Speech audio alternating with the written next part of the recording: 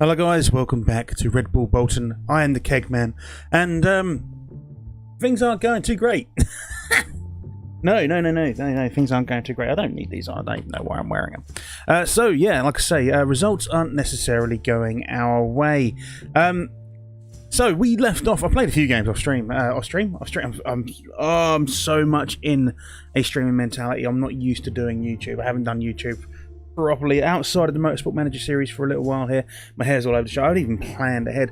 I had a long fucking day yesterday, and I've had a day of just trying to catch up and relax whilst at the same time looking after a child. But never mind. We're not here for that. We lost our opening game, as you saw in the previous episode, 1-0 away to Peterborough. After that, I actually had a bit of a decent result. We beat Coventry 3-1. Irvin Cardona scoring 2 and Player Marilla scoring 1. We then lost 1-0 to Middlesbrough in the Carabao Cup. Carabao Cup doesn't really matter at this stage. Wickham was a 1-1 draw. Irvin Cardona scoring a goal and missing a penalty as well. Could have been a 2-1. We lost 0-1 to Burton at home. We beat Sunderland 2-1 at home with a Luke Murphy and a Jack Lancaster goal. And then we beat Rotherham 1-0 away on TV with a Bart Schenkeveld header, I believe, from a corner. So, yeah, we've got a couple of games on the trot that we've won. Competition-wise, we are sat in 10th. We are 3 points off the promotion playoff area, 7 points behind Portsmouth. Finances obviously are not going to be too much of a concern this season. Maybe as we go forward when we're not getting people in to watch the games. It might be a pressing issue, but I'll be honest with you, the sponsorship-wise, I mean, 1.5 plus 12, £13.5 million a year. We should be fine. I'll be very, very surprised if we aren't fine long term. We'll see a lot of the expenditure this year. Player wages, yeah, that's fine. We've only had, this month. We've only had one game this month, and it was away. We've got a home game now, so hopefully we'll see a bit of a uptick there. Saying that we had home games there as well, but we won't go into that. Previous home game, Sunderland, we actually had a packed out stadium. Burton, not so much. Middlesbrough wasn't, and Coventry was close to being packed out. This season, if we can get promotion next year, it'll be hopefully a little bit of a breeze. But we have got Accrington Stanley today, Accrington Stanley in 21st, and we're going to go straight into that. The tactic we are currently using is this. The butt plug formation that was developed on Twitch December time. We developed this on Twitch. You can see why it's called a butt plug. Yes, I'm sticking with it. Yes, it will improve. It will get there. It will do the job. Trust me, it will do the job. Everyone loves a butt plug. It's designed to stretch the opposition. But yeah, are we good? Anyway, let's get straight into this game. Wait, let's not actually. Let's have a quick look. Do we have any injuries at the moment? It's been a few days since I last played this because I had a long weekend. Alessandro Bourdain is on the potential injury list. Current injuries is what we want to look at. So Lewis O'Brien's got a bruised ankle, does not matter.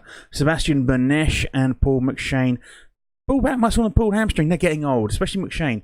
Paul McShane over here is he's not bad for us, but he's getting old. He's not going to be here that long, I don't think. He's a bit of a stopgap while Benoit Badiachil gets stronger and Thibaut Silla gets a little bit stronger as well. And obviously, we have got Nicholas Martinussen. If you are Norwegian, I was about to say Danish, don't get upset, Norwegians and Danes. If you are Norwegian, is it Martinussen or is it Martinussen? I'm more than happy if you let me know in the comments. Obviously, if you are playing this save as well, if you are playing the database too, let me know in the comments how you are getting on. I'll be looking forward to seeing how much better you are getting on than I am. We are trying to sort out the team cohesion. As you can see here, I have chucked in some team bonding and community outreach pretty much every week for the next foreseeable month. But let's get on to this game. Let's see if we can make it 3 wins out of 3. Trying to catch up with those boys at the top. I'm not going to change the team. Everything's fine to a degree. There's a few players in this team I don't necessarily want in this team. But I'll do what I'll do. I've got what I've got. This is how I'm going to work. If you're wondering why I'm wearing the vest today, it's because this is part of my pajamas. Literally, when I said I'm having a relaxing, laid-back, chill day, I was not joking. I woke up at 7 o'clock this morning after going to bed at about 9:30 last night, because it was, like I said, it was a long day. And yeah, I'm just literally having a chill day with the little one, who should be asleep. As many of you know, many of you on this channel know, there is an ongoing struggle between myself and my daughter, my youngest daughter, about her going to sleep. Hopefully she has. Hopefully she hasn't shat herself. Again, another ongoing struggle with me and my daughter. I will change her bum before she goes to bed in about half an hour, 45 minutes after, decide that now is the time to have a poo, and then she won't sleep. So I will be going to check her after this, and we'll see what's going on. This should hopefully be not too long. I have sort of waffled on a bit to begin with, and I'm still waffling now. So let's concentrate on this game. We've had 3 shots, 1 on target so far. We're looking to get a bit more out of this. I'll give you a quick rundown of the team instructions with regard to this tactic. At the end, if we win, obviously this tactic I know works. I believe it is just the team cohesion that is messing things up for me currently. We'll work on it. We'll work on it. Once the team cohesion sorted, you'll see this tactic come into its own. The players can play it. But here is Thiago Andre to Lancaster. Thiago Andre again gets the ball, finds Rispoli in space, and Rispoli doesn't really do anything with it, unfortunately. But we're looking a bit more positive than Accrington Stanley, which is nice. Cardona, the man at the moment, he really is scoring a few goals for us. Murphy, it was a good effort. It was going on target until it got in the way, or Sykes got in the way of the ball. I believe it was Sykes anyway. Thiago Andre with the corner, runs long. Murphy picks up the loose ball. Those red ball kits look amazing in game, by the way. Ditrich, thank you very much to request a kit. Badiashil, Thiago Andre, not really doing much of it. Sykes clears it. But there's prolonged pressure from our team. There's prolonged pressure. Eventually, the opposition must crack. It's not the best effort there from Murphy. The opposition must crack at some point, is my point here. We should be able to bash them down and get them going. I might actually switch from hitting the early crosses to working the ball into the box, and I might go the underlaps instead of the overlaps. We'll carry on passing into space and carry on running the fence as well. I think we'll bring the tempo down just a touch. Hopefully because we've had 7 and only 1 on target. They've had 1 shot and 1 on target as well. I want to try and make sure we're getting that ball on goal and getting the results we need. And it's one of the issues I've been having with the games that we haven't recorded, is converting chances into goals. And we're still having that issue here. But it will come about. I promise you, it will come about. It will work. It will run. It will happen. And that is a lovely bit of hair right there on the microphone. So let's just get rid of that, because that's going to frustrate the fuck out. We have had another shot on target, which means that only 1/5 of our shots are on target, which isn't great news. The performance is disappointing. It was indeed. I'm going to give him a bollocking. It's far from pleased. And Lancaster, not too happy about my assessment of the game so far. It's okay. I'll get him to talk around it. No, I won't. He's still stressed. Never mind, Jack. Never mind, Jack. I honestly don't think you'll be here long term. He's got some potential, Jack Lancaster. He really has. But I'm guaranteeing that we're going to have someone come through our youth system, our youth intake, that is going to absolutely blow our fucking minds when it gets to that point in time. And I don't know when that point is going to happen. I can't remember when the youth intake is for English teams. I think it's March, and we are quite away from that. Thiago Andre doesn't quite get there, because the youth setup for this team is pretty decent. It is pretty decent. There's a lot of importance on youth. I do need to sort out the backroom for the coaching staff and stuff for the under-19s. Or have I done that? I can't remember if I've done that or not. Something I will look at after the recording. Ball over the top. Schenkerveld, solid. Murphy, strong run forward. Draws too many and creates space for Ditrich, who gives it to Cardona and messes it up. Rispoli, Ditrich found low in space, and that's a shit ball to give away. Right, who do we have here? Schenkerveld, Rispoli. Why didn't you give it to Cardona, who was in space? That is a dodgy cross. Conneely, and this is where they're going to score on a break. They've not had anything so far today. 1 shot, 1 on target. Okay, no, maybe not. Thiago Andre steals the long ball that came forward, the long counter-attacking ball. Ditrich.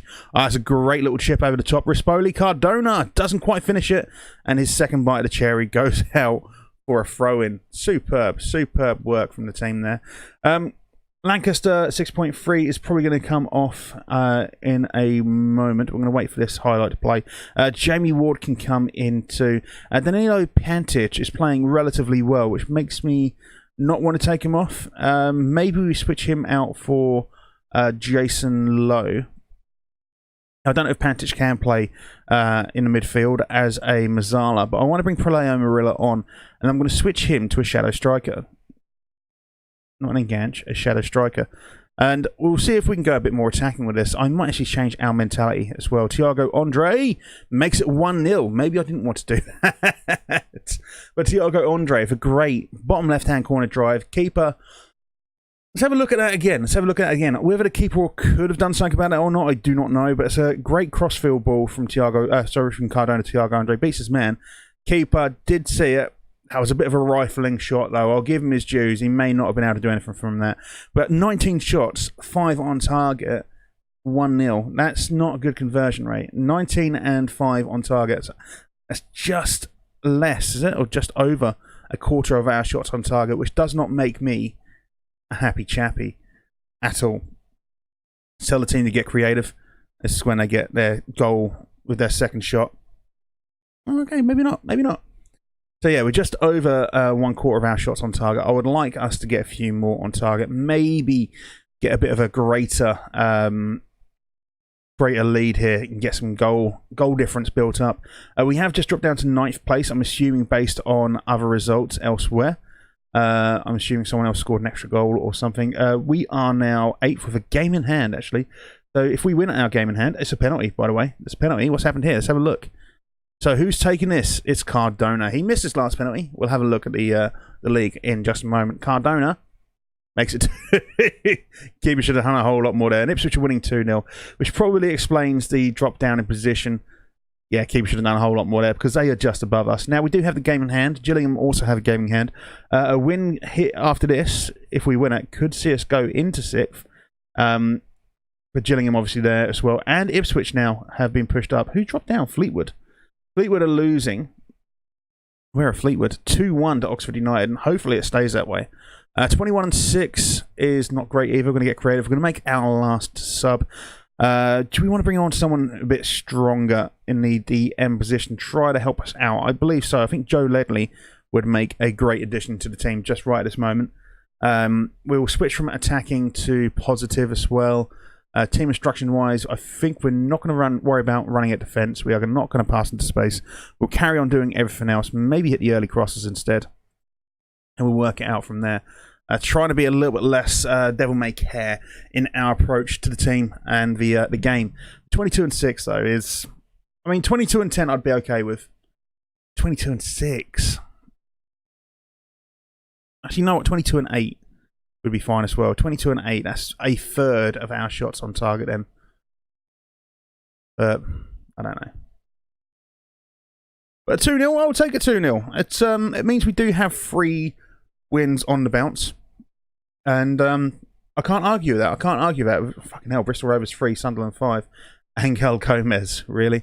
Yeah, I can't argue with the result. It's good for a team that has no cohesion whatsoever. They don't even know each other's names, as we talked about. And there goes the final whistle. Sunderland 6. Was it Bristol Sunderland? Yeah, Bristol Rovers 3, Sunderland 6. Final there. Leadbitter in the 93rd minute. Wow, okay. And that does mean we go into 8th. We've got a game in hand. The game in hand could see us go above Gillingham, depending on how they do, which means we could go into 5th. We could definitely grab a 6th place, depending on who we have next. And I'm going to tell the team they've done well. I need their morale high, especially whilst their cohesion is low. But that's not a bad way of coming into the game again after, well, 7 days off this save. It's been 7 days off. Ledley makes his debut as well. Andre on form. We're going to go ahead and praise Thiago Andre. Your defensive work last time out was top notch. He's very happy. Let's have a quick look at Thiago Andre. He's 21 years old, and he's got a bit of development to do. But he's going to be good. He's going to be good. I rate him. Apparently, he'll be a potential 5-star. That is obviously at this level. But for 115 grand, I think we've got ourselves a tidy little player there. Tidy little player. And obviously, okay, the expiration is 2022, but I'm pretty sure I have a 3-year optional there. Some of the players do have 3-year optionals, as well as 3-year optionals on promotion. So some of these players are effectively tied down for about 11 years, which is pretty funny when you think about it. Like, for example, I don't know, who can I give as an example? Martha Newsom maybe has got it. No. There are definitely players who have that in their maybe Badia Shield. Definitely players who do have it. There we go. Extension after promotion 3 years. Extension by club 3 years. Only 20% promotion wage rise. He's on 18 grand a year. There's 2 promotions. That's around about an extra 5 grand on what he's getting paid. So 23 grand for 11 years. You're not going to get a player who's going to develop, by the way, because he's 17, for that cheap for 11 years without doing something like that. It's amazing. It's amazing. So 28 years old, he's then going to get started getting paid big money. But I've got him tied down. I'll probably sell him before that. I'll have some fucking regen come in who's going to be amazing. That's not a bad way, though. It's not a bad way to end the episode. Nice little 2-0 talking about the contracts. We do have Gillingham, I assume, in our game in hand. We might record that next. I think we might record that next. That'll be the next one, because that win, if we get the win, will see us go above Gillingham. It will see us sit a nice 2 points clear of them, 1 point behind Wimbledon, and only 3 points behind Southend at the top of the table. So yeah, things are starting to look a little bit good. So yeah, anyway guys, I'm going to call the end of the episode there. Obviously this series is going to have a few issues with it. I'm going to let you know now. Should have let you know in the last episode. I don't do fancy intros. I don't have time to do fancy intros. I don't do editing and cuts. I don't have time to do editing and cuts. So what you see is what you get. I don't have time to replay games either. So if I get a loss or I get a win, that is the first time we play that game. It's just not. I don't have it. I've got kids. I've got a job. I stream. Yeah. So what you see is what you get. Got it. Lovely. Anyway, guys, if you want to, you can follow me over on Twitch. Yeah, I was about to say Twitter. You can follow me on Twitter as well. There will be links down below. I will be continuing my stream tonight. It is the European pub crawl stream where we are currently at Grenoble FC in our 8th season. If you do want to follow me over there after this, you're more than welcome to. It's a great stream, it's a great save, and I'm very much more a streamer than I am a YouTuber. And I will see you when I say it. I should mention that's Monday, Wednesday, Friday, 8 PM every week, British time, or at the minute BST, and sometimes okay, you're waffling again. All right, mate, lovely, cool. I'll see you when I see you. Take care. Bye bye.